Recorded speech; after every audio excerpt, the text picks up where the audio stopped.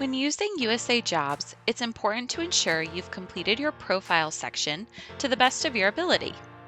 It's also important to upload your documents, namely your resume. On USAJobs, you're able to upload up to 5 resumes. Only one of these can be searchable. To do this, select the Searchable tab. This is important to ensure employers can see your experience when considering talent to fill positions. If you haven't created a resume and need help crafting one, select the Build Resume icon to be guided through each section of a federal resume.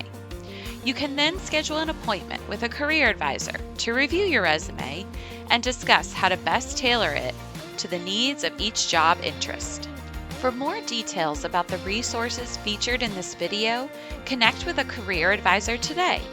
We're here to guide you every step of the way. Let's take your career aspirations to the next level. Reach out now and let's get started.